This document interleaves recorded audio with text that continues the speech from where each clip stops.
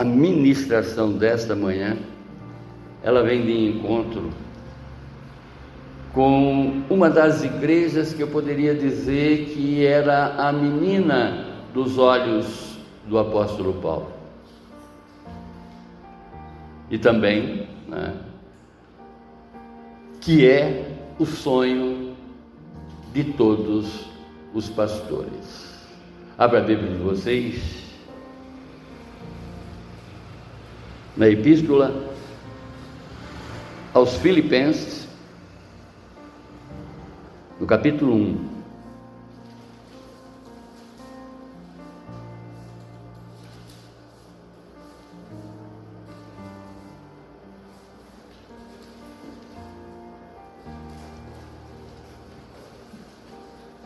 Tivemos aqui na abertura a oração de Jesus.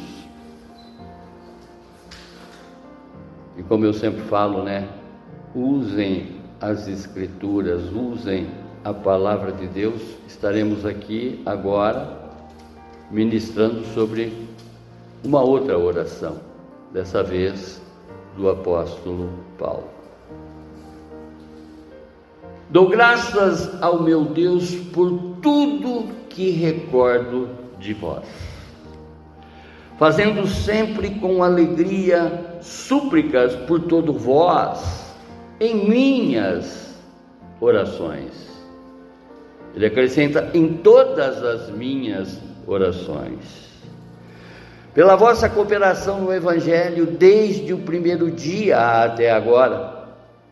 Estou plenamente certo de que aquele que começou boa obra em vós há de completá-la até o dia de Cristo Jesus.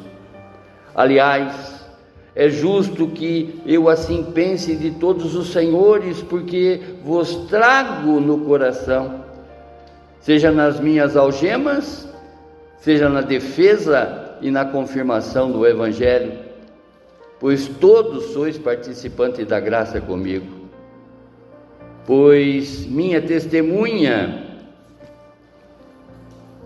é Deus, da saudade que eu tenho de todos vós na terra misericórdia, ou melhor, na terna misericórdia de Cristo Jesus, na mais sublime, na mais perfeita, misericórdia de Cristo Jesus.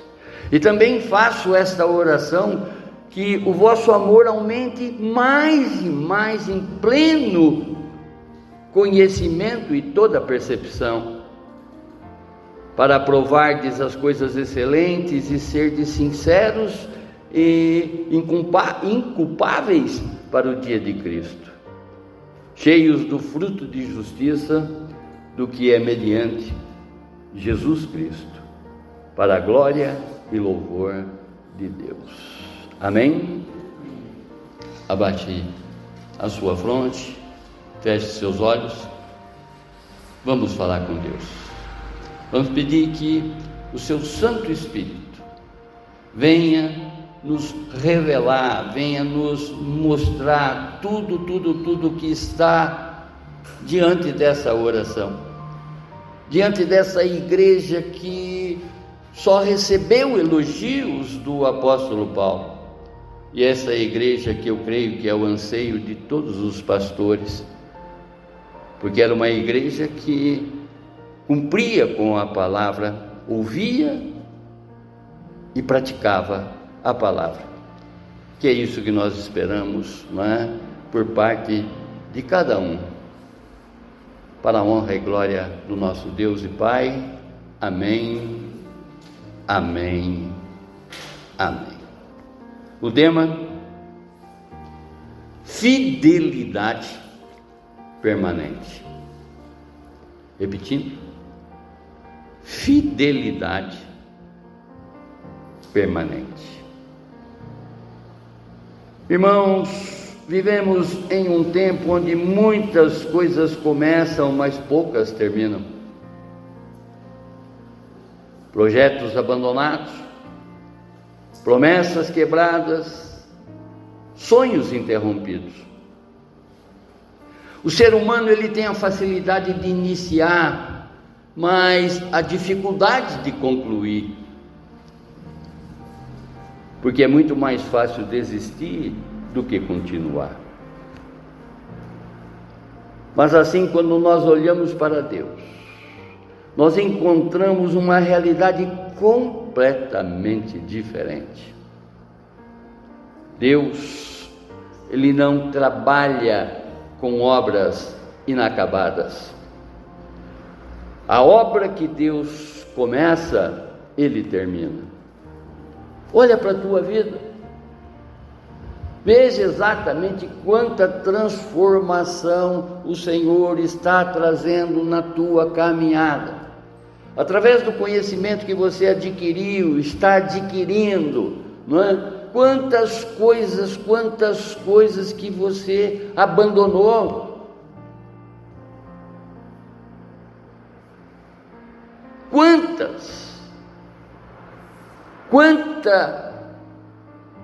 modificação já ocorreu na tua vida. Porque nós sabemos que a palavra ela não só informa, como ela transforma.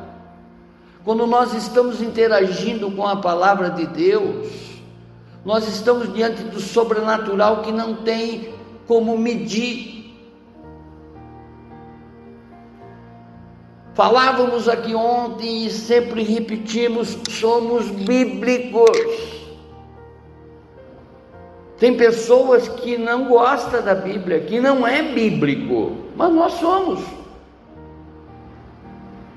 E se somos bíblicos, nós temos que conhecer desta palavra mais e mais. O apóstolo Paulo, se vocês observarem durante toda essa escrita aos Filipenses, que glória a Deus, eu tive a oportunidade de reler ela novamente todinha para trazer aqui esses versos apenas para vocês, do capítulo 1. Ele está buscando exatamente a vigilância por parte de cada um desses crentes. Ainda que eles já tinham o conhecimento da palavra, mas a admoestação de Paulo do início ao fim nessa carta, que embora ele só desse elogio para essa igreja, mas ele chama a atenção para essa vigilância constante, conforme o próprio Jesus nos ensinou e que foi trazido aqui na abertura, para que cada crente faça primeiramente a parte dele, porque a de Deus já está completa. Deus já fez a parte dele. Ele já entregou a parte dele. Amém? Oh, glorioso Deus! Quando falamos de obras que muitos estão deixando para trás, a Bíblia traz para nós uma série de testemunhos, uma série de exemplos. Vamos lembrar agora sobre a reconstrução do muro de Jerusalém, que está descrita no livro de Neemias. Vejam, olha os contraditórios. Olha essas coisas ilógicas e como Deus trabalha, não é? Capacitando a todos. Ele era um copeiro do rei, um homem que servia o rei, que provava inicialmente o alimento do rei para que esse rei não fosse envenenado. Quem sabe exatamente, não é? Quem tem o conhecimento da história de um reinado sabe que existe um copeiro, que é aquele que é especializado em dizer: isso o rei pode comer, isso o rei pode beber. Um homem que viveu no palácio, de repente ele se entrega, né? Se candidata, sabendo exatamente do sofrimento do seu povo. Ele ora, pedindo para que Deus o capacite ele de ser essa pessoa refinada dentro de um palácio para poder reconstruir o muro de Jerusalém. Percebe? Um homem de mãos finas, né?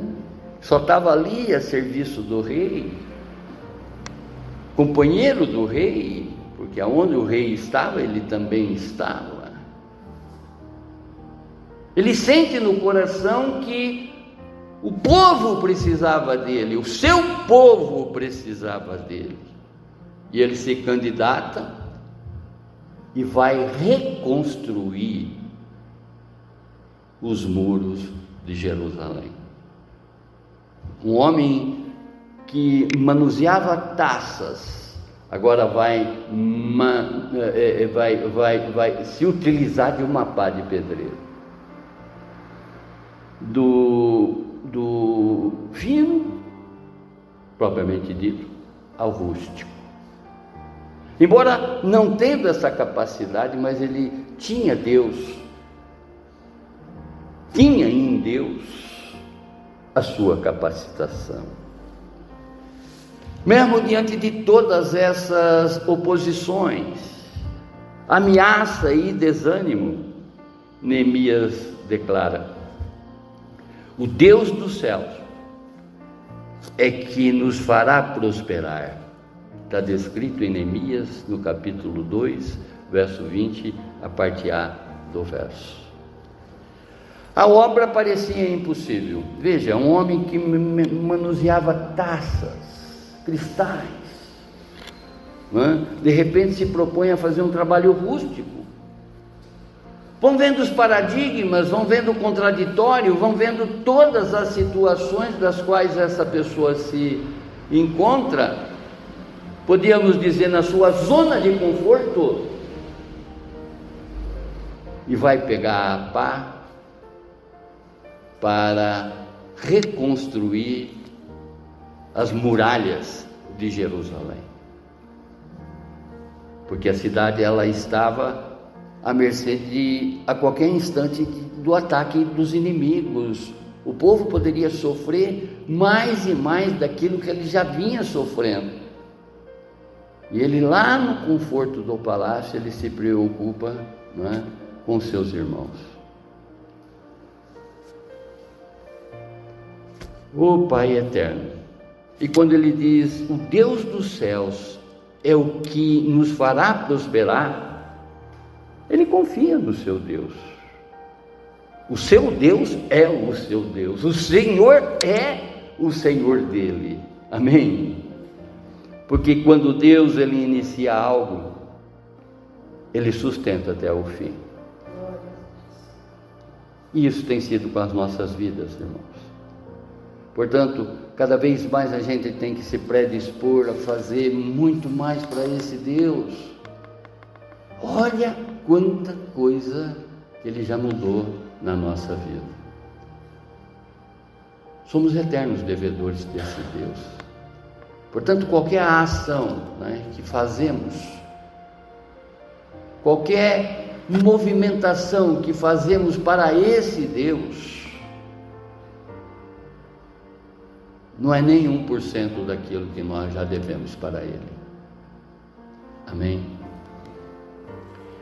O autor, conforme está descrito exatamente no primeiro verso, e que aqui essa epístola não tem confusão de quem que escreveu, foi o apóstolo Paulo, aproximadamente nos anos 60 a 62 depois de Cristo. O cenário aqui era a prisão de Roma. Vejam vocês, Paulo, ele escreve esta carta pessoalmente aprisionado, mas espiritualmente livre. Qualquer um na condição de Paulo já estaria em lamúria, já estaria em lamentação. Porque eu estou preso aqui, se eu já servi há tanto tempo, que eu faço tantas coisas para ti. No entanto, ele se esquece dele e lembra dos seus irmãos. E glória a Deus, essa epístola nos alcança, porque o que ele falou para a igreja de Filipe de Filipos, ele está falando agora para cada um de nós. A igreja de Filipos era uma comunidade fiel, e ela era parceira no Evangelho desde o início com o apóstolo Paulo. Paulo utiliza dessa igreja para trazer exemplo para outras, não é? Aonde que ele cita exatamente, veja lá os irmãos de Filipos, até mesmo nos dízimos e oferta deram que nem tinham, para que a obra, não é, fosse estabelecida, concluída. E mesmo em circunstâncias adversas, Paulo ele expressa a gratidão, a alegria e a confiança que ele depositava exatamente nessa igreja. Isso revela para os crentes daquela época, como também para nós nessa manhã, que a sua esperança não estava nas circunstâncias, mas na fidelidade de Deus, nessa fidelidade eterna. Amém? O apóstolo, mesmo preso, ele escreve não com tristeza, mas com alegria, revelando uma convicção profunda, não é? Porque ele entende e sabe exatamente, conforme ele já tinha o conhecimento das Sagradas Escrituras, olhando inclusive para o comportamento de Neemias, que a obra que Deus começa, ele termina.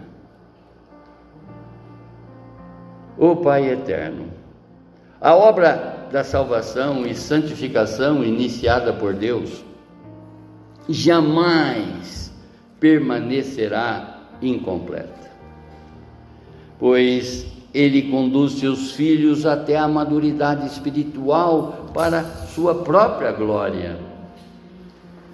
Vejam, Ele está trabalhando sempre na nossa vida, mostrando exatamente sinais, mostrando sinais às vezes não necessariamente na nossa pessoa, mas na pessoa de um parente, daquilo que nós podemos fazer, daquilo que nós podemos interceder, daquilo que nós podemos, não é, buscar no Senhor. Muitos ignoram o que a gente já conhece. E esse conhecimento que Deus nos trouxe e nos dá exatamente num determinado momento, é para que a gente possa usar também para com os outros. Essa igreja que eu digo que é o que todo pastor espera, que é a igreja de Filipos, a igreja dos filipenses, porque Paulo, ele sabia que todos os seus aconselhamentos, não é? Porque estavam todos eles associados à palavra de Deus, eram cumpridos.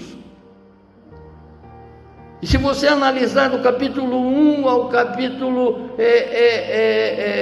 4, ao capítulo 5 de Filipenses, eu acho que é o 5, ao capítulo 4 de Filipenses, que é o último capítulo, ele está admoestando essa igreja exatamente nessa vigilância, naquilo onde que nós podemos levar exatamente o nosso testemunho, levar o nosso serviço, né?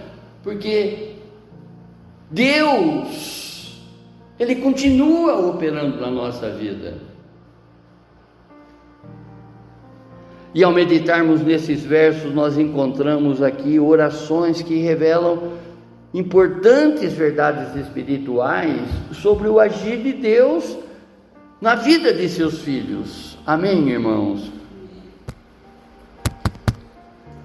Primeira oração. O Deus nos faz olhar para os irmãos com gratidão. Versos 3 e 4.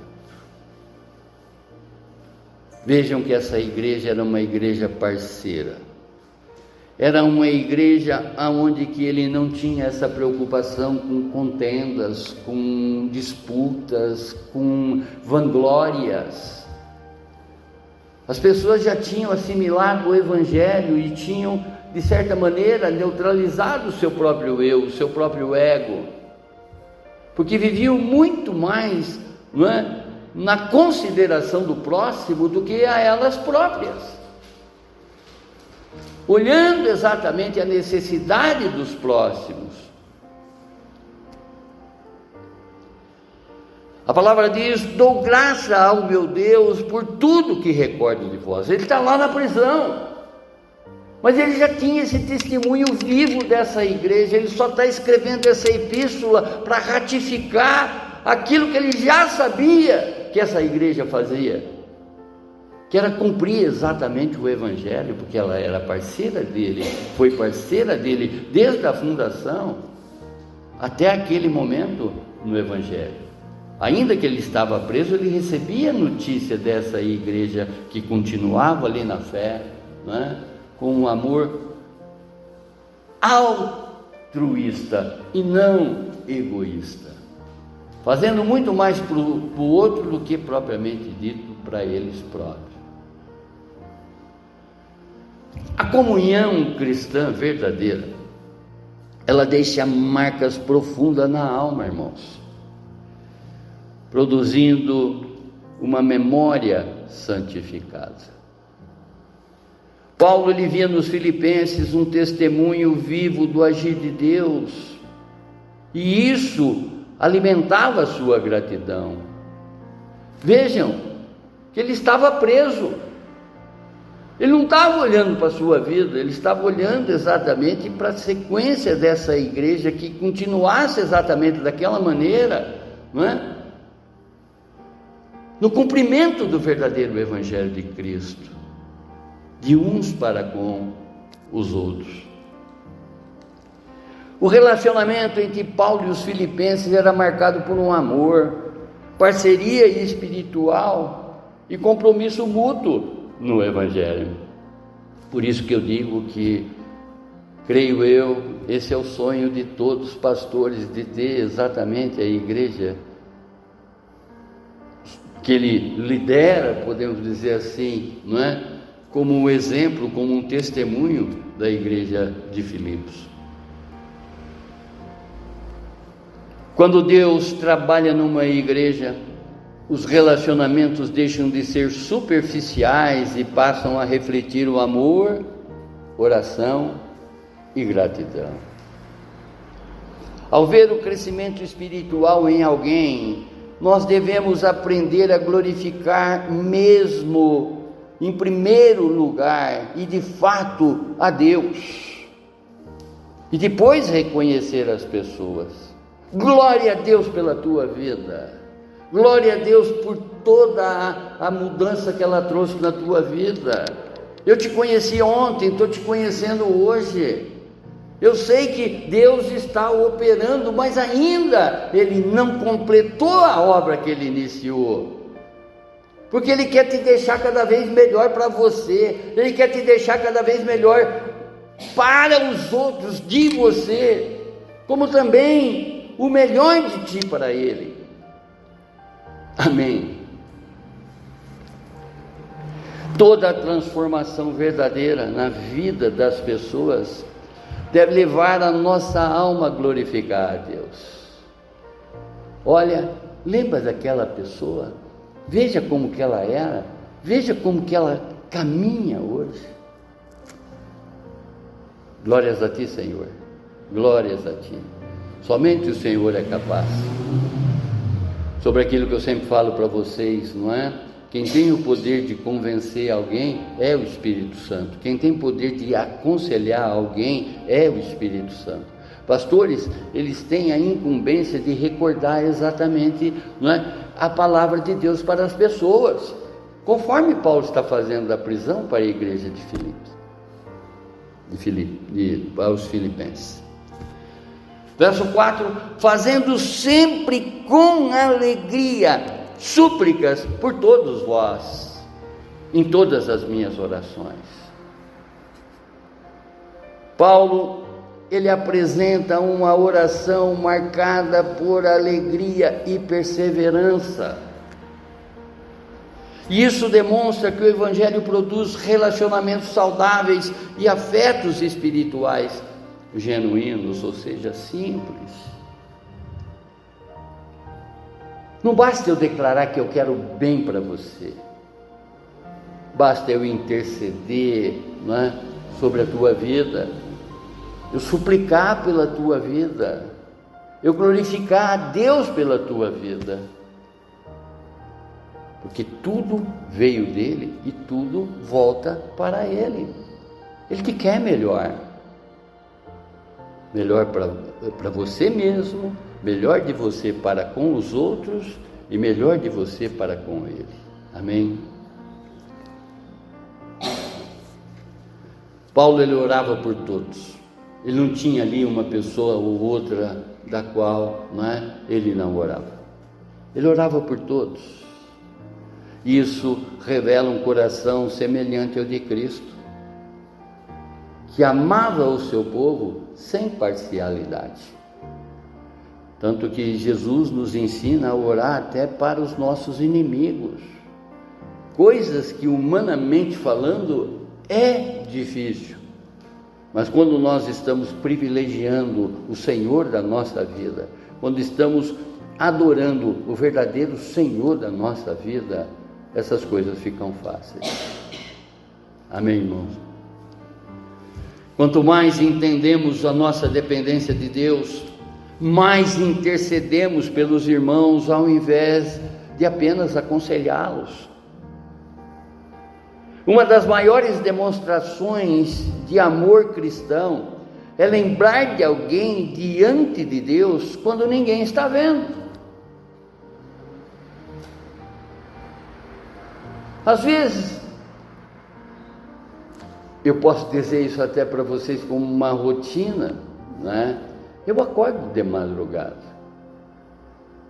Em vez de eu ficar, né, cadê o sono, cadê o sono, cadê o sono, eu me ocupo em orações. Vocês não estão vendo, mas Deus está. Cada um dos seus. Vocês, os meus e os seus. Glória a Deus, estão nas minhas orações.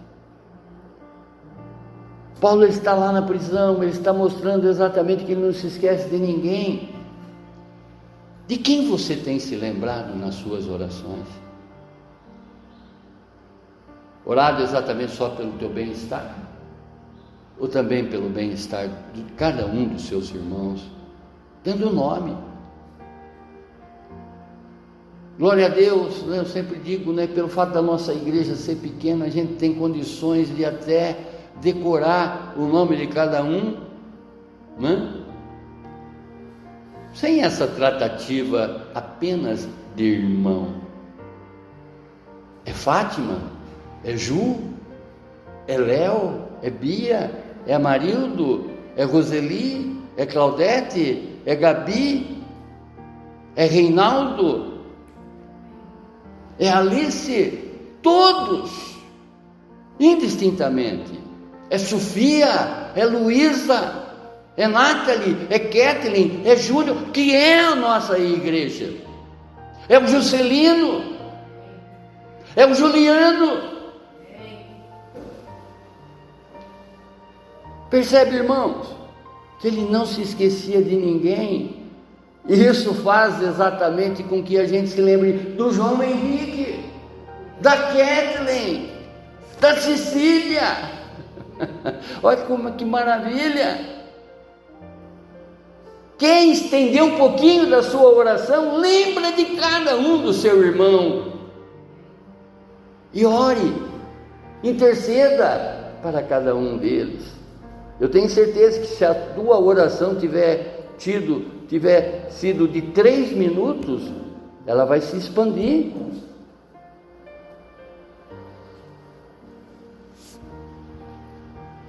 A oração é a linguagem de quem reconhece que Deus faz o que as nossas forças não conseguem.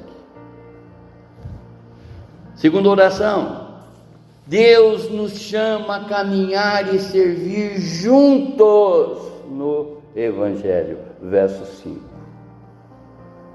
A palavra cooperação, ela carrega a ideia de uma comunhão, de uma parceria, de uma participação ativa entre irmãos. A igreja, irmãos, na igreja, irmãos, ninguém é ilha, ninguém está isolado, ou deveria estar. Ninguém pode permanecer, não é, no seu egoísmo. A própria tratativa, não é de irmãos, algo ligado. A Bíblia nos compara como membro de um corpo, da qual, desse corpo, Cristo é a cabeça, é o regente, é o que nos direciona. Nós somos a parte desse corpo, que estamos totalmente, ou deveremos estar totalmente ligado à cabeça que é Cristo Jesus.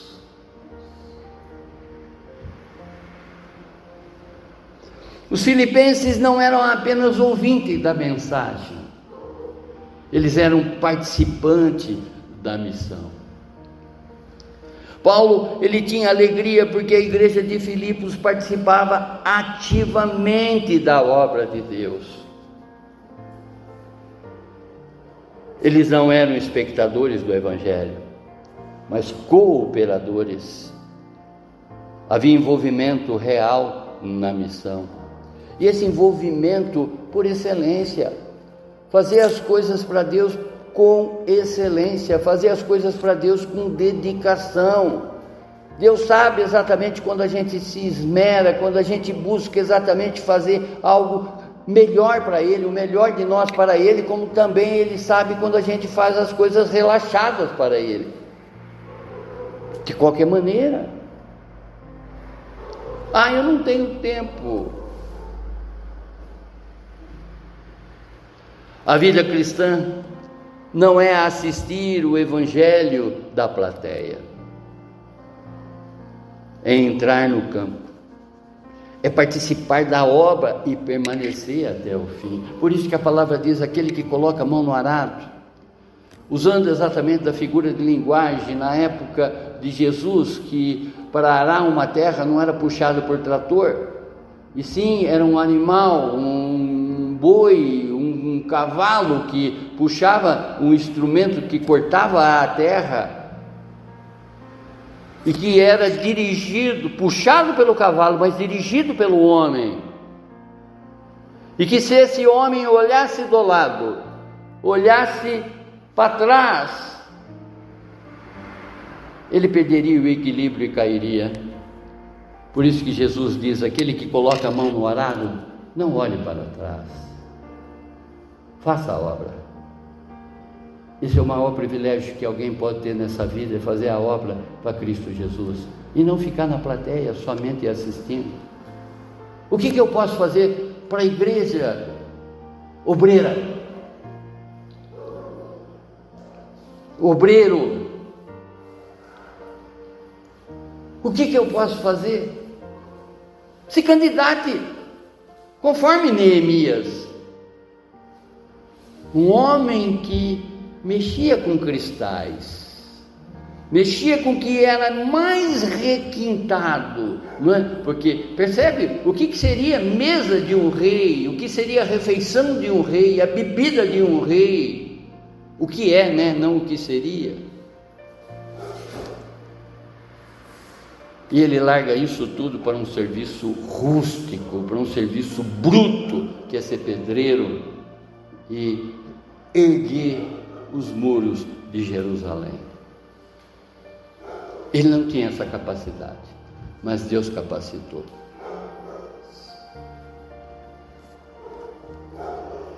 Uma igreja saudável não apenas recebe alimento espiritual, ela também participa ativamente da missão de Deus.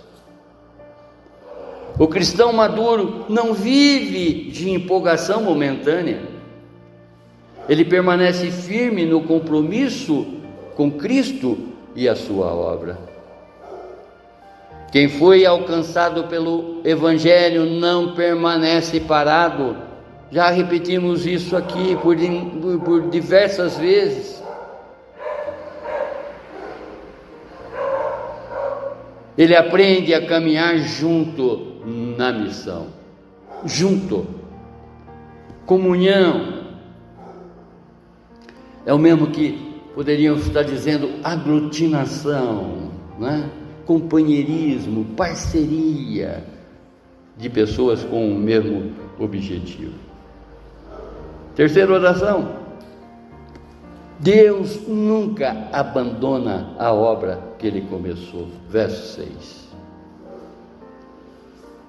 E Paulo, ele ratifica lá da prisão, falando exatamente para aquela igreja daquela época, não é? Como também para nós nessa manhã, e ele diz: estou plenamente certo de que aquele que começou boa obra em vós há de completá-la até o dia de Cristo Jesus, até a volta de Jesus.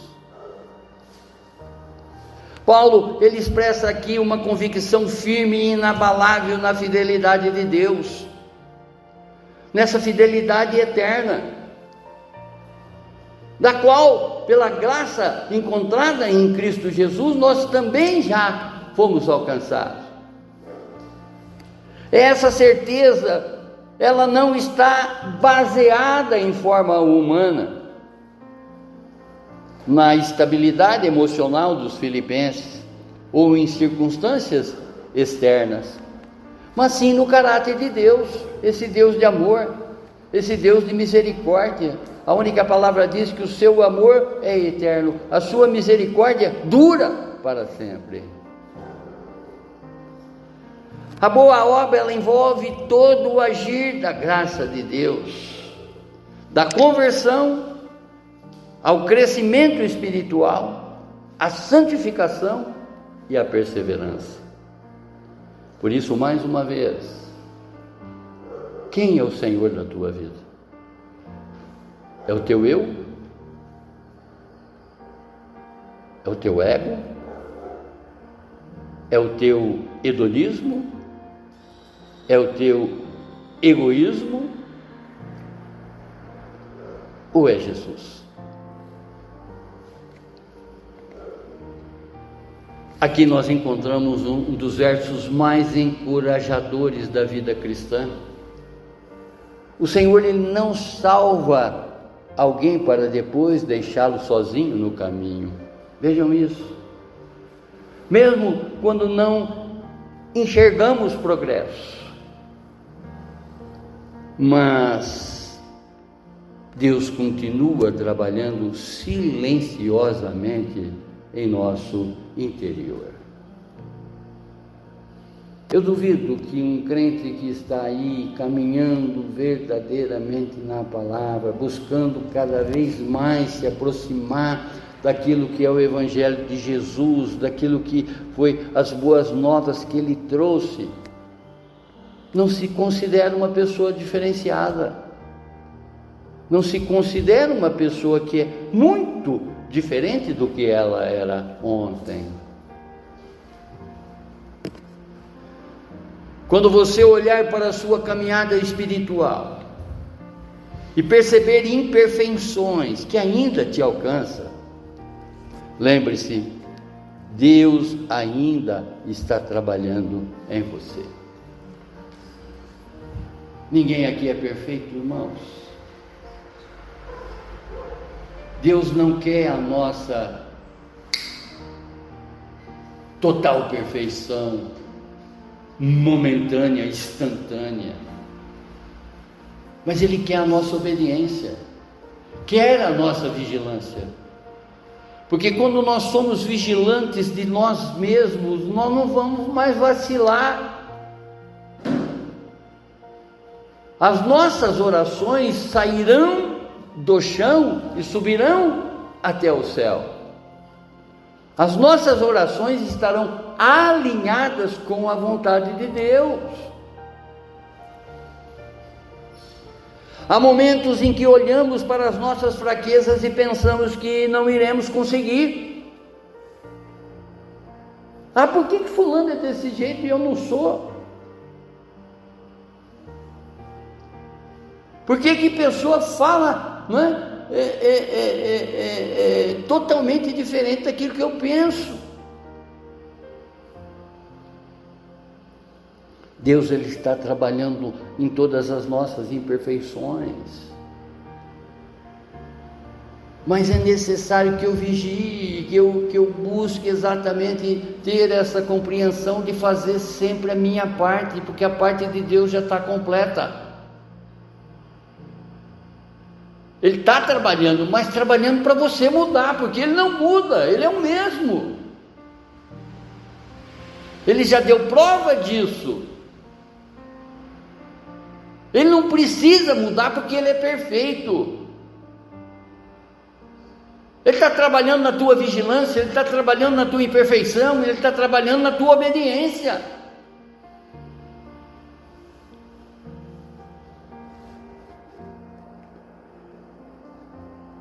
A nossa esperança, ela não está na nossa capacidade, mas sim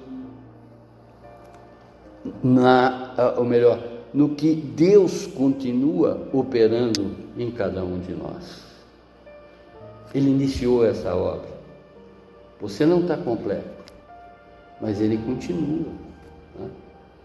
Há um exemplo que eu li certa vez e gosto sempre de lançar.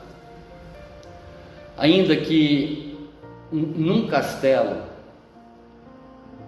na placa de inauguração de um castelo, que demora mais de 100 anos para ser construído, ou que demorou mais de 100 anos para ser construído, na placa de inauguração não vai estar o nome de todas aquelas pessoas que trabalharam ali, mas nenhuma delas foge aos olhos de Deus.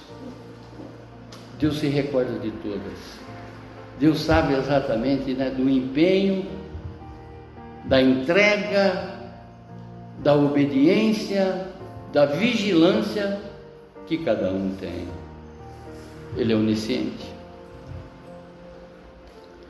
Glória a Deus, Ele continua trabalhando em cada um de nós, Ele continua atuante nas nossas imperfeições. Mas é necessário que a gente reconheça essas imperfeições e deixe que essas imperfeições sejam os nossos senhores. Cristo é que tem que governar a tua vida e não as suas imperfeições. Sabendo exatamente dessas suas imperfeições, Senhor, eu não consigo me desvencilhar disso. Senhor, eu não consigo me apartar desse que tem sido o meu Senhor. Senhor, me ajuda. Sozinho eu não consigo, mas contigo eu sou mais que vencedor, porque eu posso todas as coisas no Senhor que me fortalece. Amém, irmão? Nossa esperança não está no quanto somos fortes, mas sim no quanto Deus é fiel. Se Deus começou, Deus concluirá, porque sua graça nunca abandona seus filhos no caminho. A quarta oração: Deus faz o amor crescer e amadurecer. Verso 7 a 9. E ele diz: aliás, é justo que eu assim pense de todos vós, porque vos trago no coração. Ele foi testemunha ocular exatamente daquilo que os filipenses faziam. Ele tinha isso na mente, ele tinha isso no coração, sobre a obediência dessa igreja com relação à proclamação do Evangelho, com relação a viver o Evangelho de Cristo Jesus. E ele diz: seja nas minhas algemas, ele está lá aprisionado, seja na defesa e na confirmação do Evangelho. Ele sabia exatamente o envolvimento, a vigilância, o comprometimento que cada um tinha ali com relação à proclamação da palavra de Jesus. Pois todos sois participantes da graça comigo, reconhecendo exatamente esse favor imerecido que nos alcançou através da graça que nós alcançamos em Cristo Jesus. Paulo agora ele explica a razão de sua confiança nos filipenses. Havia ali um vínculo espiritual profundo entre eles. A expressão "vos trago no coração" revela a afeição sincera, o amor pastoral e a comunhão verdadeira no Evangelho. Paulo, ele possuía uma mente de amor. Seu relacionamento com os filipenses era marcado por afeto sincero e compromisso espiritual. Irmãos, como um pastor se alegra e como um pastor se entristece. Eu digo isso, não é, por tantas pessoas que já passaram pelas nossas mãos, pessoas que estão fazendo hoje coisas que não é mais a serviço do Evangelho de Cristo Jesus, pessoas que hoje estão servindo a outros senhores na sua vida, a outros prazeres na sua vida, estão levantando o altar para o seu próprio ego, enquanto que o único e verdadeiro, podemos dizer assim, objeto ou pessoa de adoração é o Pai, é o Filho e é o Espírito Santo.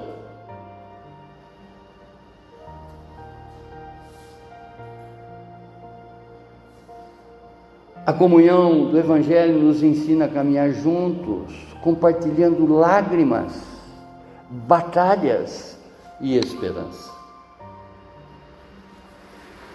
A verdadeira comunhão cristã, ela não existe apenas nos dias bons. Ela permanece firme também nos dias difíceis. Amém, irmãos? O Evangelho amadurece pessoas que aprendem a permanecer fiéis tanto na liberdade quanto na adversidade. A vida cristã não foi feita para ser vivida isoladamente, aquilo que eu disse, Cristão não pode ser ilha. Deus nos chama a caminhar juntos na sua graça. Quem participa da graça aprende a permanecer junto, tanto nas vitórias quanto nas lutas. Verso 8: pois minha testemunha é Deus. Deus tem o conhecimento daquilo que estava no coração de Paulo. Deus tem o conhecimento daquilo que está no teu coração. Portanto, ele toma exatamente Deus como testemunha aqui, como se fosse, Deus sabe exatamente a saudade que eu tenho de vós, na terna misericórdia de Cristo Jesus. Glória a Deus por tanta mudança que ele causou exatamente na vida de Filipos, na vida dos filipenses. Glória a Deus por tanta mudança que ele causou na tua vida. Ao dizer minha testemunha é Deus, o apóstolo invoca o próprio Senhor como prova da autenticidade de seu amor pelos filipenses. Mesmo estando separado fisicamente, o homem está lá preso. Mas Paulo permanecia emocional e espiritualmente ligados a eles. Qual tem sido a sua ligação com relação aos seus irmãos depois que você sai da igreja? No domingo, no sábado? Você continua ligado espiritualmente com o teu irmão? O que será que está acontecendo com a minha irmãzinha lá agora no trabalho dela? O meu irmãozão?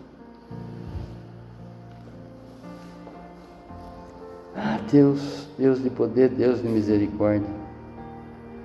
Quanto mais próximo de Cristo estamos, mas aprendemos a amar pessoas com paciência, misericórdia e sinceridade.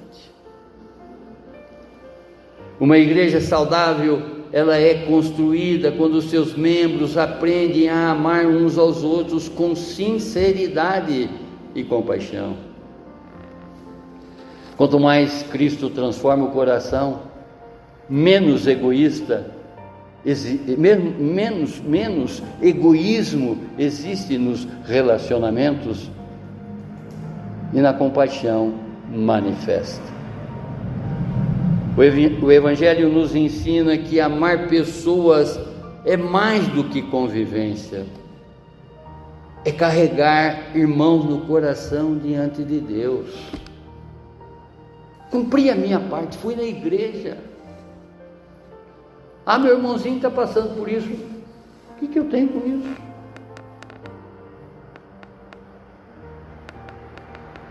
Quando Cristo reina no coração, o amor deixa de ser interesse e se torna cuidado.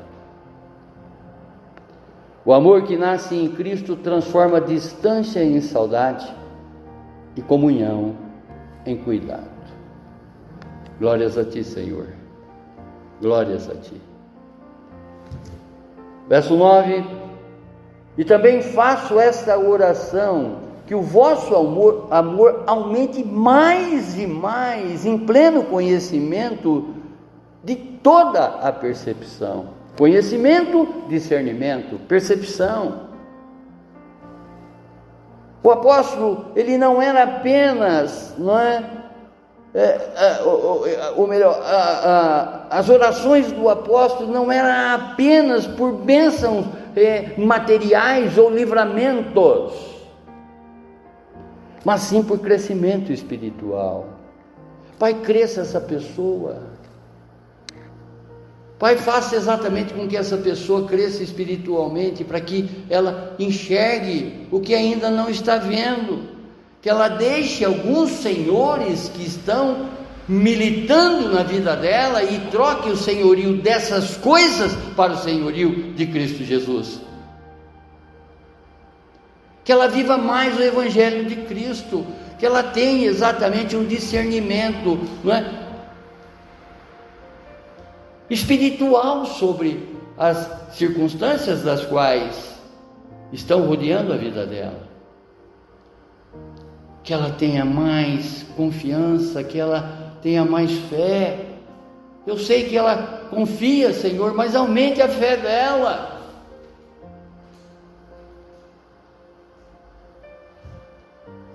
A oração de um justo, ela tem muito em seu efeito.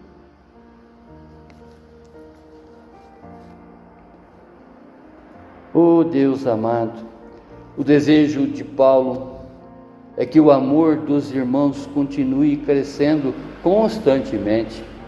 Por isso que ele está admoestando essa igreja, fazendo algumas repreensões, mas repreensão com amor, tipo, não se esqueça disso. Eu sei que vocês fazem, mas não se esqueça. Vigie, crente. Vigiai a nossa parte. Orai ao sobrenatural. O Evangelho, ele não promove um amor ingênuo ou sem direção, mas um amor guiado pela verdade. Quanto mais conhecemos a Cristo, mais aprendemos a amar a pessoa de forma santa, sábia e equilibrada. Precisamos pedir a Deus não apenas um coração cheio de amor, mas uma mente iluminada para amar corretamente. Pai, eu amo essa pessoa.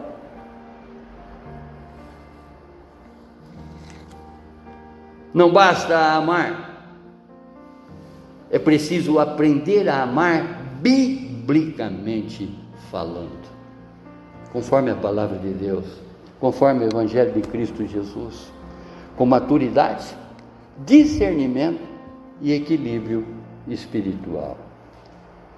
O amor que nasce em Cristo cresce amadurece e aprende a discernir.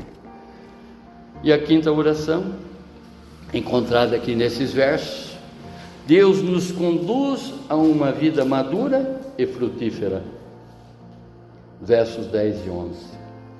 Para provardes as coisas excelentes e serdes sinceros e inculpáveis para o dia de Cristo Jesus. Jesus já está se preparando para voltar.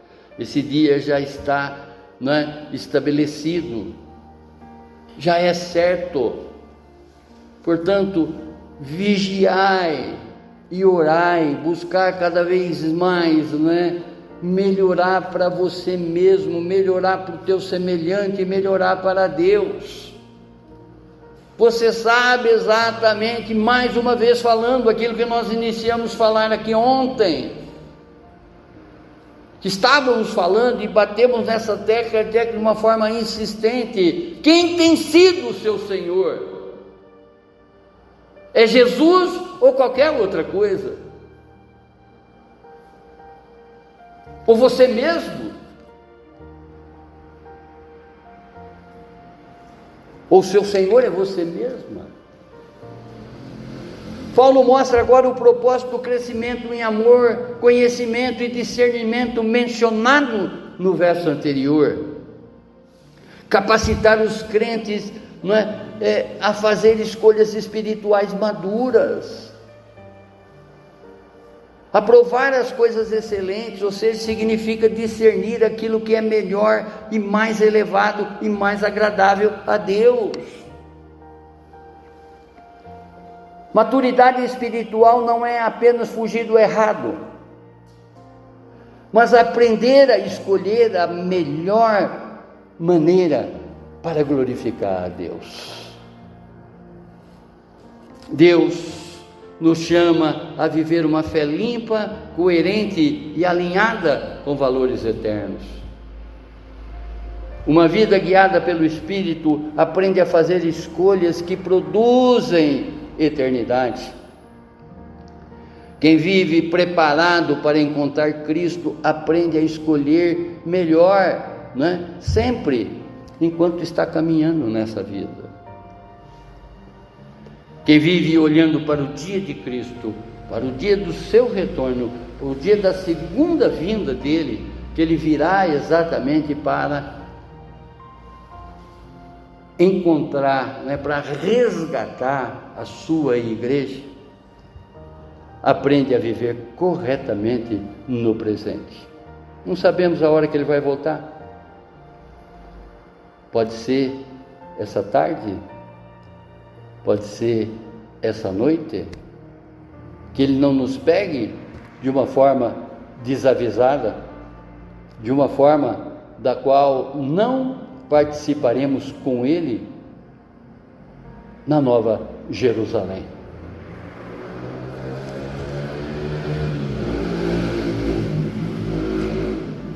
E o verso 11, cheio do fruto de justiça, o que é mediante Jesus Cristo, para a glória e louvor de Deus. Paulo encerra essa oração mostrando o resultado esperado do amadurecimento cristão, ou seja, uma vida cheia de frutos espirituais. O fruto de justiça, ele aponta exatamente para um caráter transformado e uma conduta coerente, com a fé processada. Não basta eu bater no peito e dizer: eu sou crente, eu sou evangélica, eu sou evangélico.